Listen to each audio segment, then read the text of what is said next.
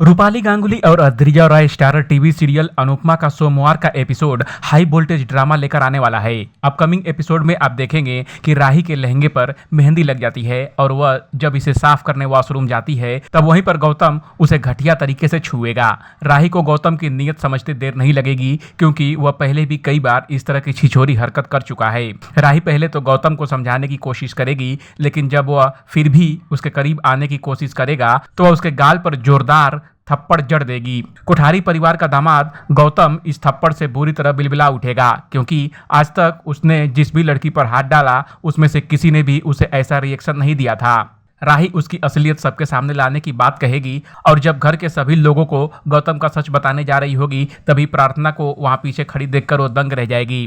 राही सबसे पहले प्रार्थना को बताएगी कि गौतम ने उसके साथ क्या किया, लेकिन राही के उस वक्त होश उड़ जाएंगे जब प्रार्थना रोती हुई ही सही लेकिन अपने पति का सपोर्ट करने लगेगी। गौतम भी मौका पाकर राही पर पलटवार करेगा और आरोप लगा देगा कि राही ही उस पर लाइन मार रही थी।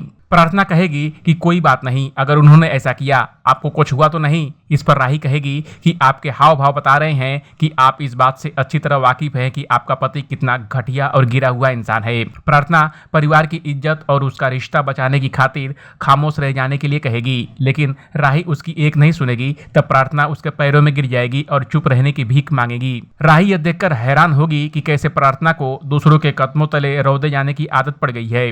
आखिरकार एक शर्त पर राही प्रार्थना की बात मान जाएगी और चुप रह जाएगी। राही कहेगी कि मैं आज घर वालों के सामने कुछ नहीं कहूंगी, लेकिन शर्त यह है कि आपको यह सच खुद घर वालों को बताना होगा।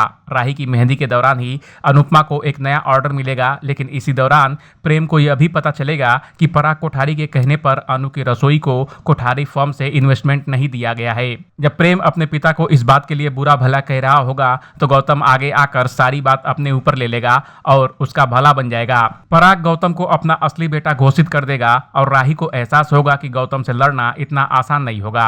इस अपडेट पर क्या कहना है कमेंट कर हमें जरूर बताएं। बॉलीवुड और एंटरटेनमेंट की खबरों के लिए देखते रहिए एबीवी एंटरटेनमेंट।